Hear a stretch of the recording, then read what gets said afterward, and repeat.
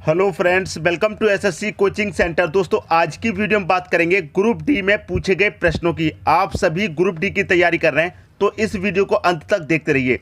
तो चलिए स्टार्ट करते हैं। दोस्तों, पहला प्रश्न है आपका, 112 का गुणज पाने के लिए 72 को किस लघुत्तम संख्या से गुणा करना चाहिए। ये प्रश्न ग्रुप डी 2014 में दोस्तों पूछा गया था और प्रश्न दोस्तों बहुत ही अच्छा है। जब आपको ऐसा प्रश्न कभी भी पूछा जाए, करना क्या है, 112 का हमें क्या करना है, गुणज पाना है। ठीक है, 72 को किस लघुत्तम संख्या से गुणा करना चाहिए। ये जो 72 है इसको हमें किस लघुत्तम संख्या से गुणा करना चाहिए ये पूछ रहा है। तो किससे करना चाहिए, आपके पास चार ऑप्शन है। 6 से करना चाहिए कि 12 से, 14 से या फिर 18 से करना चाहिए। किसको करना चाहिए, 72 को। तो 72 को करना चाहिए तो 72 को लिखिए। आपको गुणज किसका पाना है, 112 का, तो 112 नीचे लिखिए। ठीक है, 72 को किस लघुत्तम संख्या से गुना करें। इस 72 को किस लघुत्तम संख्या से गुना करें। मान लीजिए पहली संख्या से गुना करते हैं 6 से, तो 6 से करेंगे तो 6 से क्या होना चाहिए, मल्टीप्लाई करने के बाद में पूरी संख्याएं कटनी चाहिए, तभी तो गुणज मिलेगा। तो मैं यहाँ पर इन सभी संख्याओं को काटूंगा। पहले से काट देता हूँ दोस्तों, 4 से काटूंगा तो ये कटेगा, 4 दूने का 8 कटेगा, 3 बचेगा 32, 4 अट्ठे 32, 28 बार में कट गया। 4 से कटाऊंगा, 4 एकम 4, 3 बचेगा कितना, 32, 4 अट्ठे 32। क्लियर है। अब इन संख्याओं को मैं किसी से कटा के देखूँ तो 2 से कटेगा 9 बार में, 2 से कटेगा दोस्तों 14 बार में। फिर भी संख्याएं दोस्तों अब नहीं कट रही हैं आपकी।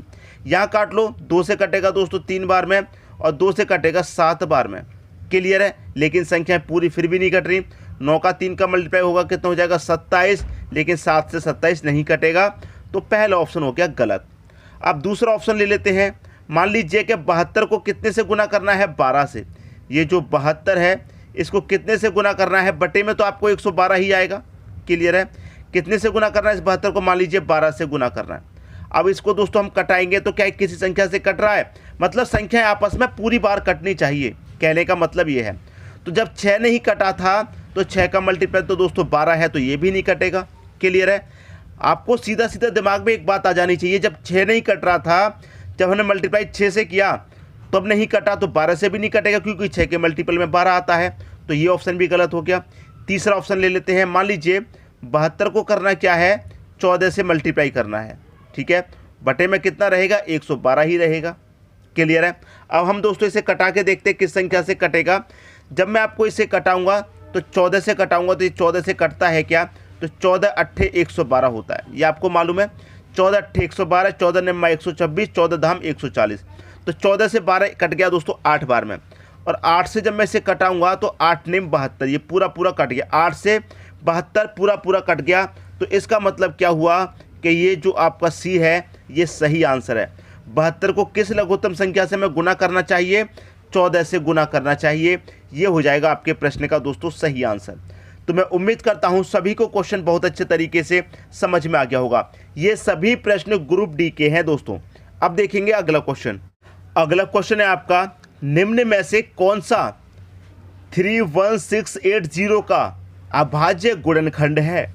ऐसा प्रश्न दोस्तों पूछा जाए, अभाज्य गुणनखंड पूछा गया। अभाज्य मतलब अभाज्य संख्या वो संख्या होती है जिसमें किसी भी संख्या से डिवाइड ना जाए, उसमें या तो 1 से डिवाइड जाएगा या फिर स्वयं से जाएगा। अगर आप ऑप्शन में देखेंगे तो ऑप्शन में अभाज्य संख्या कौन सी है, 16 भी अभाज्य नहीं है, ये 2 से कटेगी दोस्तों, 16 4 से भी कटेगी, 8 से भी, तो ये तो अभाज्य है नहीं।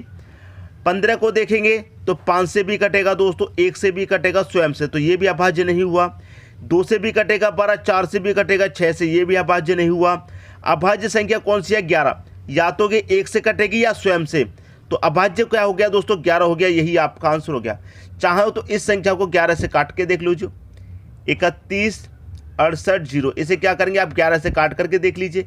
11 से कटाएंगे तो कितनी बार में कटेगा, 11 दूने का 22 कटेगा, 9 बचेगा दोस्तों, कितना हो जाएगा 96, 11 अट्ठे 88 कटेगा, और 96 में से 88 तक कितना कट बचा, 8 जोड़ देंगे 88 हो जाएगा, 11 अट्ठे 88 और 1 ही 0, मतलब पूरा पूरा 11 से दोस्तों ये कट रहा है।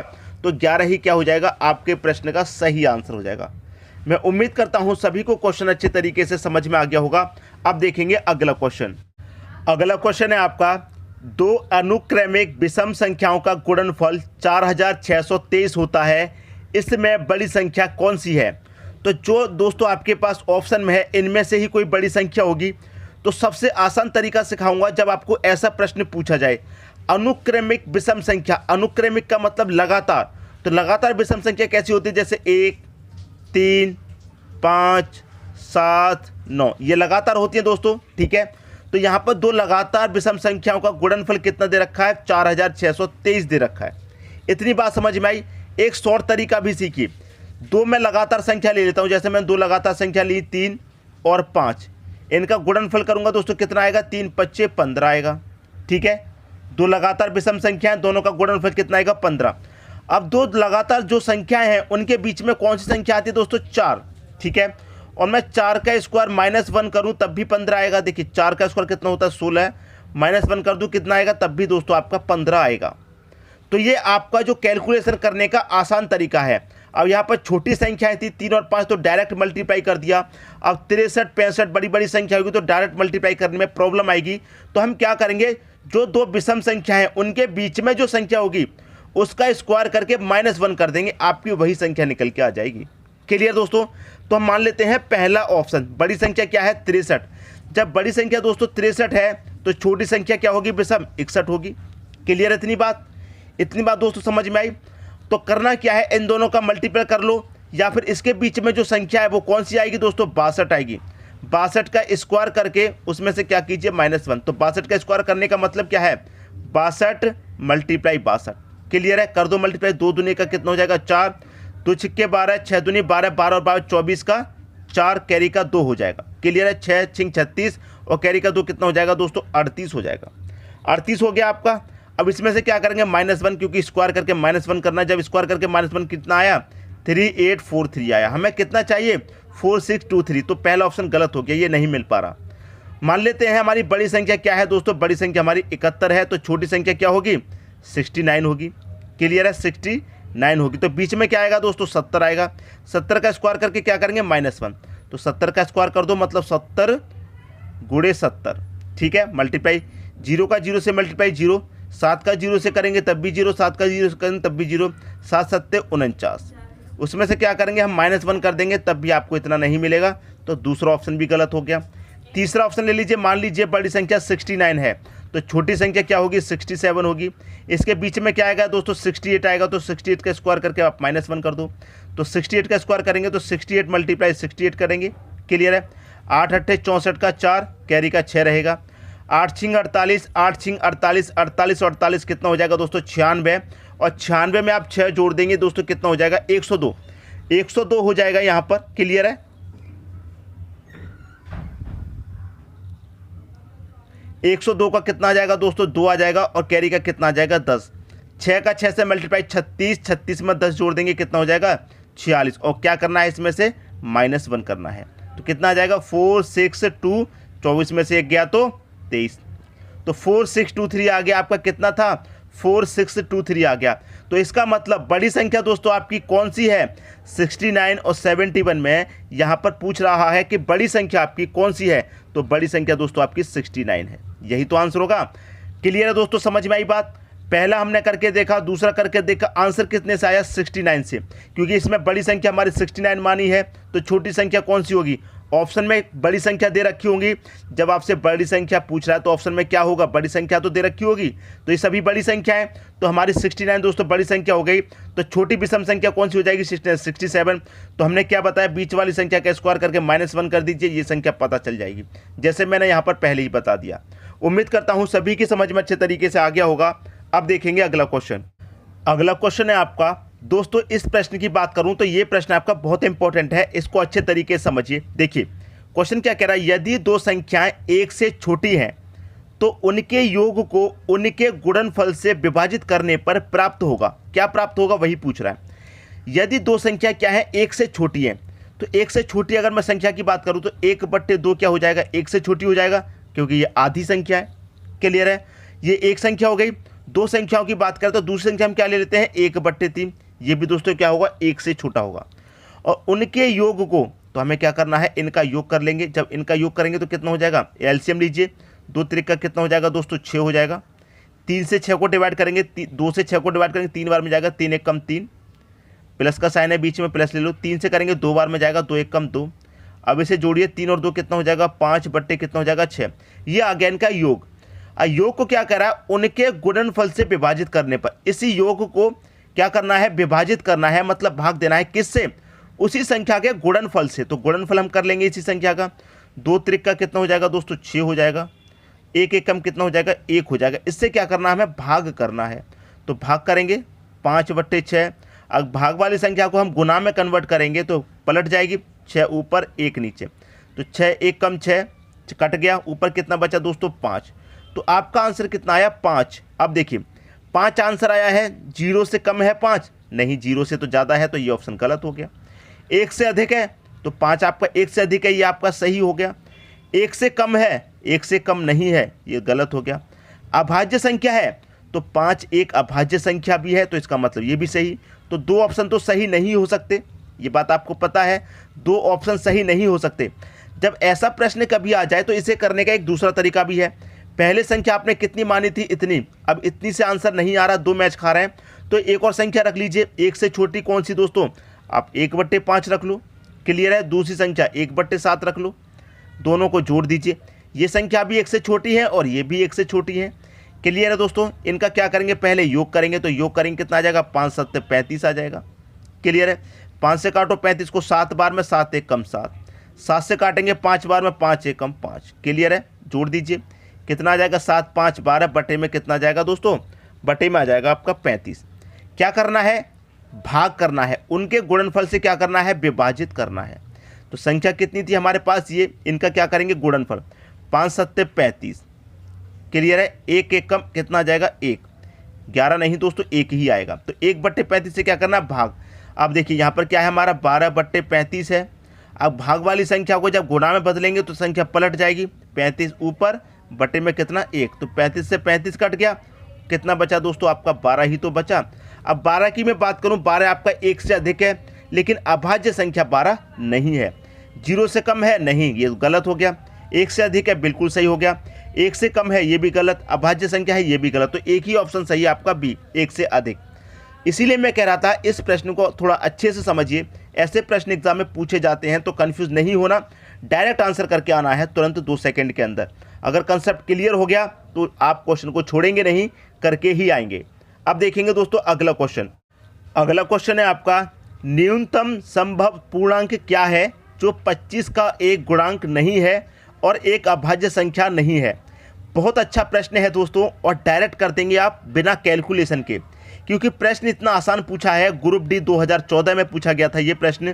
क्या कह रहा है, न्यूनतम संभव पूर्णांक क्या है। न्यूनतम का मतलब दोस्तों सबसे छोटी होता है, क्लियर है। न्यूनतम का मतलब छोटी, जो 25 का एक गुणांक नहीं है। तो आपके पास 4 ऑप्शन है, 4 ऑप्शन में से 25 का गुणांक कोई है, कोई भी नहीं है, तो कंडीशन हमारी सेटिस्फाई है। क्या कह रहा है, 25 का गुणांक नहीं है, तो कोई भी 25 का गुणांक नहीं है, और एक अभाज्य संख्या नहीं है। तो यहाँ पर मैं 4 ऑप्शन में से बात करूँ, अभाज्य संख्या कौन सी है, कोई भी अभाज्य संख्या नहीं है। ना तो कोई 25 का गुणांक है और ना ही कोई अभाज्य संख्या है। तो आपसे क्या पूछ रहा है कि न्यूनतम संख्या, तो न्यूनतम संख्या सबसे चारों में कौन सी है, 26 है। यही हो जाएगा आपके प्रश्न का दोस्तों सही आंसर। इसमें कोई कैलकुलेशन करने की जरूरत ही नहीं है आपको। जब वो कह रहा है कि कोई 25 का गुणांक है, कोई भी नहीं है, अभाज्य संख्या भी नहीं है, तो छोटी संख्या बता दीजिए, डायरेक्ट बता देंगे आप कौन सी संख्या होगी छोटी। क्लियर दोस्तों, समझ में आ गई बात। अब देखेंगे अगला क्वेश्चन। अगला प्रश्न है आपका, 15 और 85 के बीच कितनी प्राकृतिक संख्याएं हैं जो 7 से विभाजित होती हैं। 15 और 85 के बाद में 7 से विभाजित होने वाली संख्याएं पूछ रहा है। तो 7 से कौन सी संख्या विभाजित होती है दोस्तों, जो 7 के गुणज में आती हूँ, जैसे 7 1 कम 7, 7 दूने का 14, 7 3 का 21, 7 चौके 28, ठीक है। 7 बच्चे 35 भी 7 से कटेगी, 42 भी कटेगी, 49 भी 7 से कटेगी, क्लियर है। 7 8 56, 56 भी कटेगी, 63 भी कटेगी, 70 भी 7 से कटेगी। फिर 70 के बाद दोस्तों 77 भी 7 से कटेगी। 77 के बाद में दोस्तों 7 से कौन सी कटेगी, 84 कटेगी। 84 के बाद में बात करेंगे तो 85 से ऊपर हो जाएगा, लेकिन हमें 15 और 85 के बीच में चाहिए। तो 7 और 14 इसे हम हटा देंगे, क्योंकि ये क्या है दोस्तों 15 से कम है। हमें तो 15 के बाद और 85 के बीच में चाहिए। तो 15 के बाद में कौन सी आएगी 21 और 85 से पहले कौन सी आएगी 84। काउंट कर लीजिए कितनी संख्या है 1 2 3 4 5 6 7 8 9 10। कितनी संख्या टोटल 7 से विभाजित होने वाली 10 संख्या है। तो बी ऑप्शन हो जाएगा दोस्तों आपके क्वेश्चन का सही आंसर। मैं उम्मीद करता हूं सभी को क्वेश्चन बहुत अच्छे तरीके से दोस्तों समझ में आ गया होगा। अब देखेंगे अगला क्वेश्चन। अगला क्वेश्चन है जब 41 की पावर 3 को 3 से विभाजित किया जाए तो शेष कितना बचेगा। ऐसा प्रश्न कभी भी मिले सबसे आसान तरीका दोस्तों मैं आपको बता चुका हूं कि जब पावर सम हो या फिर पावर आपकी दोस्तों क्या हो विषम। जब पावर सम रहेगी तो क्या करना है पावर 2 लेंगे पहले या फिर 4, सबसे छोटी पावर लेंगे। सम सबसे छोटी पावर 2 है, 2 के बाद क्या आएगी 4। अगर पावर विषम है तो सबसे पहले एक पावर लीजिए विषम या फिर लेंगे 3। जब सम पावर रहेगी तो सबसे पहले 2 रख के सॉल्व करना है। जब 2 रख के भाग नहीं जाएगा तो 4 रखेंगे बाद में। विषम की बात हो रही तो पहले पावर 1 रखेंगे, 1 रख के भाग नहीं जाएगा तो फिर पावर रखेंगे 3। आगे बात समझ में। यहाँ पर क्या है दोस्तों 41 पावर कैसी है 3 विषम है। जब विषम पावर है तो पावर पहले आप 1 रखिए, उसमें क्या करना है 3 से विभाजित करना है, मतलब 3 से क्या करना है भाग। अब देखिए 41 की पावर 1 का मान 41 ही रहेगा। इसमें क्या करेंगे हम 3 से भाग करेंगे, तो 3 से भाग करेंगे कितनी बारी जाएगा ये जाएगा दोस्तों आपका 3 1 कम 3, 1 बचेगा 11, 3 त्रिका 9, कितना बचेगा शेष 2 आपका शेष बचेगा। क्लियर है। 3 से काटेंगे दोस्तों 39 तक तो कट जाएगा, 13 त्रिका 39 होता है, शेष कितना बचेगा 2 बचेगा। जितनी बार कट गया उससे तो कोई मतलब नहीं, आपसे शेष पूछ रहा तो शेष कितना है 2। बी ऑप्शन हो जाएगा आपके प्रश्न का दोस्तों सही आंसर। क्लियर हुई दोस्तों बात। उम्मीद करता हूं सभी के समझ में बहुत अच्छे तरीके से प्रश्न आ गया होगा। अब देखेंगे अगला क्वेश्चन। अगला प्रश्न है आपका 2 संख्याएं इस प्रकार हैं कि प्रथम संख्या के 2 गुना। दोस्तों 2 संख्याओं की बात कर रहा है तो 2 संख्या में x और y मान लेता हूं, ठीक है। क्या कह रहा है प्रथम संख्या के 2 गुना। जब प्रथम संख्या x है तो इसका 2 गुना कितना हो जाएगा 2x हो जाएगा। द्वितीय संख्या के 3 गुना, द्वितीय संख्या y है, इसका 3 गुना कितना हो जाएगा 3y हो जाएगा। इनका योग कितना है 18, इनका योग कितना दे रखा है दोस्तों आपको 18 दे रखा है। इतनी बात समझ में आई। जबकि प्रथम संख्या का 3 गुना, प्रथम संख्या क्या है x, इसका कितना 3 गुना तो ये 3x हो जाएगा।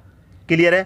तथा द्वितीय के 2 गुना, द्वितीय संख्या y थी, इसका 2 गुना मतलब 2y हो जाएगा। इनका योग, योग की बात कर रहा था, योग कर देंगे कितना दे रखा है 17 दे रखा है। क्लियर है। तो इसमें से बड़ी संख्या क्या है। बड़ी संख्या दोस्तों पूछ रहा है इसमें से क्या होगी। सबसे पहले इसको बैलेंस करने के लिए आप क्या करेंगे, इसको बैलेंस करने के लिए यहाँ पर 2 है और यहाँ पर 3 है तो क्रॉस मल्टीप्लाई कर दीजिए।